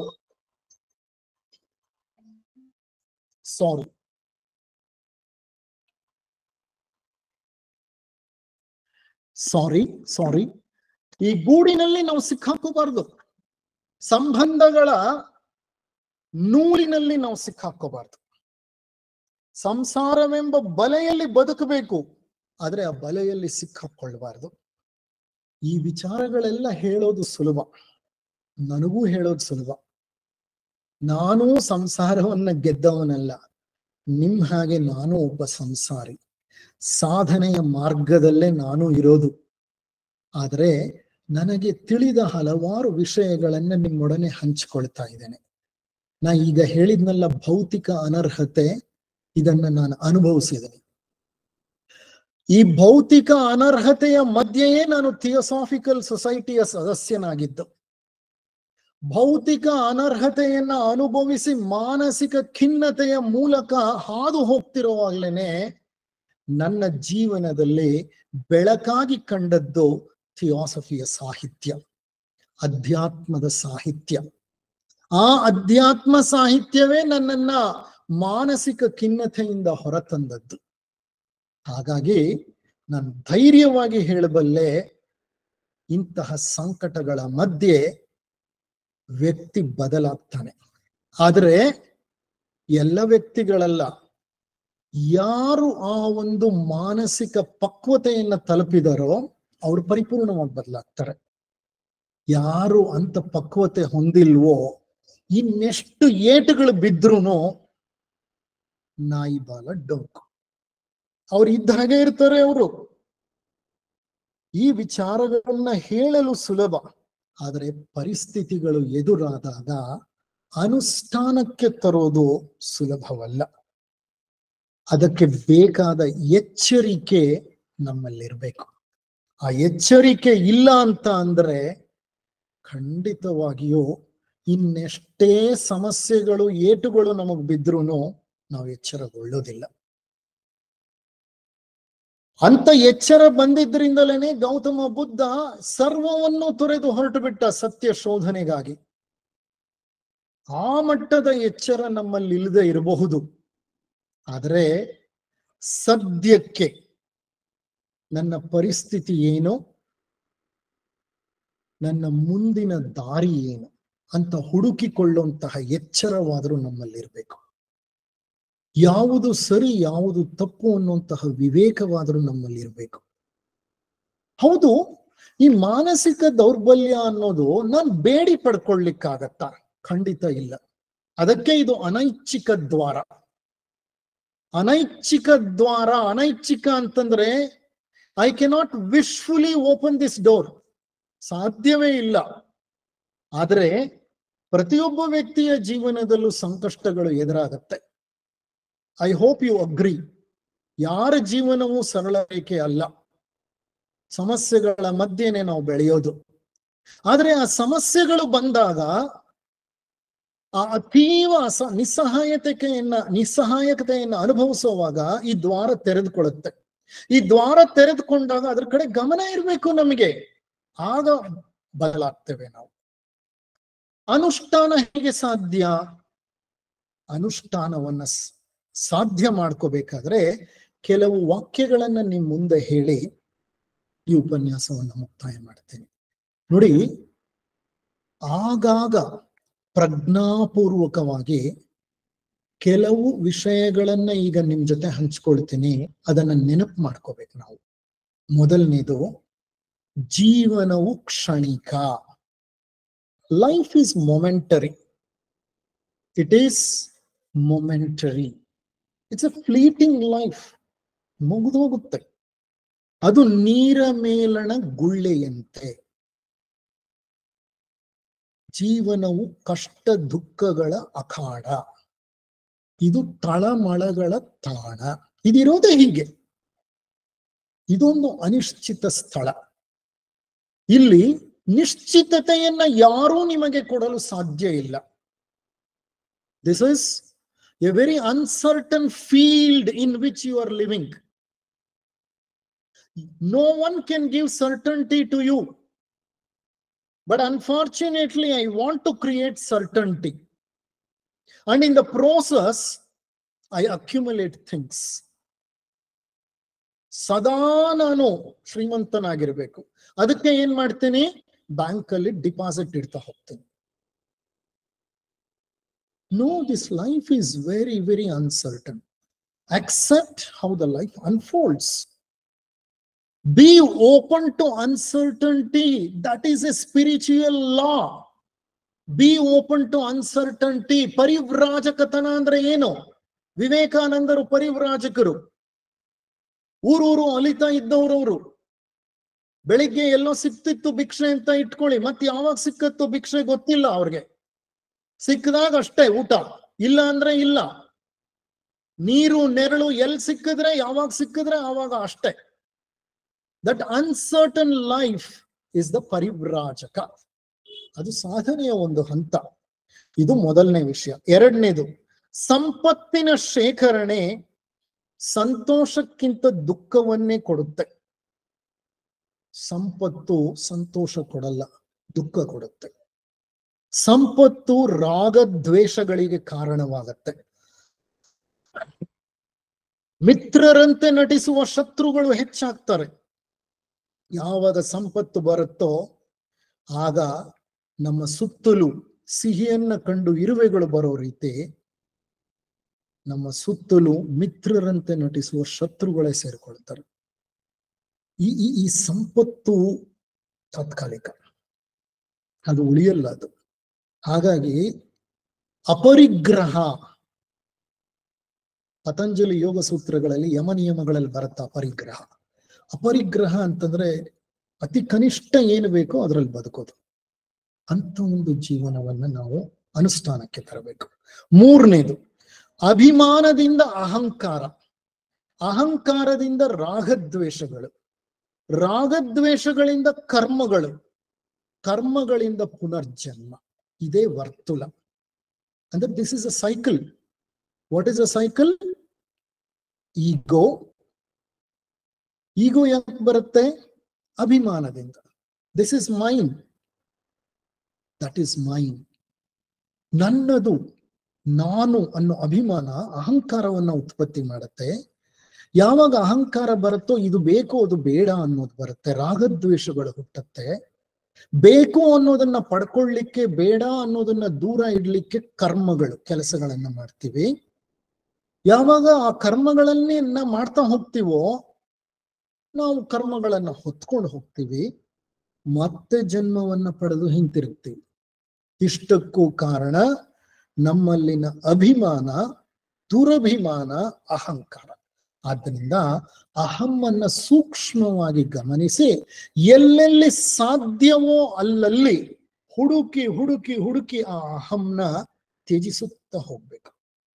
ಅಹಂಕಾರಕ್ಕಿಂತ ಪ್ರಬಲವಾದ ಶತ್ರು ಮತ್ತೊಂದಿಲ್ಲ. ಮುಂದಿನ ಒಂದು ವಿಷಯ, ಇದನ್ನು ಸದಾ ನೆನಪಿನಲ್ಲಿಟ್ಕೋಬೇಕು.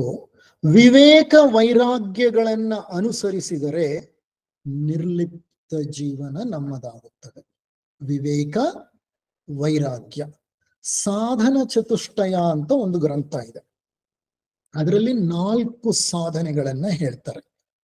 ಇದು ಒಬ್ಬ ವ್ಯಕ್ತಿ ಅಧ್ಯಾತ್ಮ ಮಾರ್ಗದ ಸಾಧನೆಯಲ್ಲಿ ಶಿಷ್ಯತ್ವದ ಪಥದಲ್ಲಿ ಅನುಸರಿಸಬೇಕಾದಂತಹ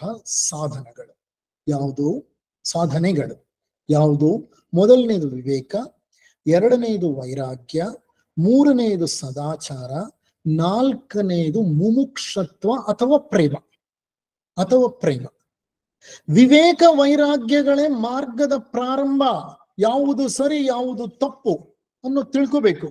ಅನುಸರಿಸಿದರೆ ವಿವೇಕ ವೈರಾಗ್ಯಗಳನ್ನ ಜೀವನದಲ್ಲಿ ಅನುಷ್ಠಾನಕ್ಕೆ ತಂದ್ರೆ ನಿರ್ಲಿಪ್ತ ಜೀವನ ನಮ್ಮದಾಗತ್ತೆ. ಯಾವಾಗ ಜೀವನ ನಿರ್ಲಿಪ್ತವಾಗುತ್ತೋ ಆಗ ಒಂದು ಸಮತ್ವ ಭಾವ ಮನಸ್ಸಿನಲ್ಲಿ ನೆಲೆಸತ್ತೆ. ನಿರ್ಲಿಪ್ತತೆ ಬರದೆ ಸಮತ್ವ ಬರೋದಿಲ್ಲ. ಸಮತ್ವ ಅಂದ್ರೆ ಹಾರ್ಮನಿ, ಇಂಟರ್ನಲ್ ಹಾರ್ಮನಿ. ಯಾವಾಗ ಸಮತ್ವ ಭಾವ ಬರುತ್ತೋ ಜೀವನದ ಎಲ್ಲ ಘಟನೆಗಳನ್ನು ಮೌನದಿಂದ ಸಹನೆಯಿಂದ ಎದುರಿಸೋ ಶಕ್ತಿ ನಮಗೆ ಬರುತ್ತೆ. ನಾವು ರಿಯಾಕ್ಟ್ ಮಾಡಲ್ಲ. ಯಾಕಂದ್ರೆ ಮನಸ್ಸು ಬೆಳೆದಿದೆ. ಎಂತ ಕಷ್ಟನೇ ಬರಲಿ, ಎಂತ ಅವಮಾನವೇ ಆಗ್ಲಿ, ಎಂತ ಅಪಮಾನವೇ ಆಗ್ಲಿ, we do not react, we respond. We tolerate things, we remain silent, and we just pass through. ಅದಕ್ಕೆ ಭಗವದ್ಗೀತೆಯಲ್ಲಿ ಹೇಳಿದ್ದು ಸಮತ್ವಂ ಯೋಗ ಉಚ್ಯತೆ. ಸಮತ್ವವೇ ಯೋಗದ ಮೂಲ ಆಧಾರ. ಅಂತಹ ಸಮತ್ವ ಬೆಳಿಬೇಕಂದ್ರೆ ವಿವೇಕ ವೈರಾಗ್ಯಗಳು ಬೇಕು.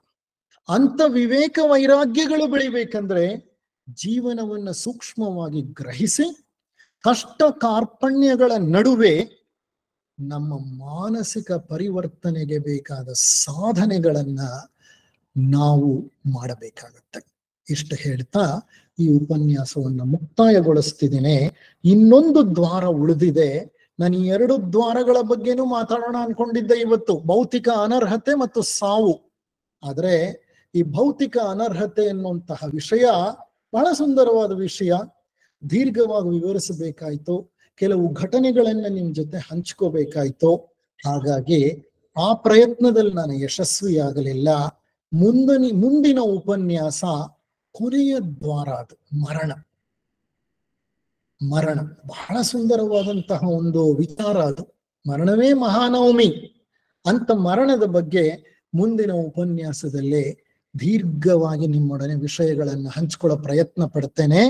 ಮರಣವನ್ನ ಯಾವ ರೀತಿ ಎದುರಿಸಬೇಕು, ಮನುಷ್ಯನ ನಿಲುವು ಮರಣಕ್ಕೆ ಸಂಬಂಧಪಟ್ಟ ಹಾಗೆ ಹೇಗಿರಬೇಕು ಅಂತ ಈಗ ಈ ಒಂದು ಉಪನ್ಯಾಸವನ್ನ ಮುಕ್ತಾಯ ಮಾಡ್ತಿದ್ದೀನಿ ಅಂತ ಹೇಳ್ತಾ ನಿಮ್ಮೆಲ್ಲರಿಗೂ ನನ್ನ ಧನ್ಯವಾದಗಳನ್ನು, ಅನಂತಾನಂತ ಕೃತಜ್ಞತೆಗಳನ್ನು ಅರ್ಪಿಸುತ್ತೇನೆ.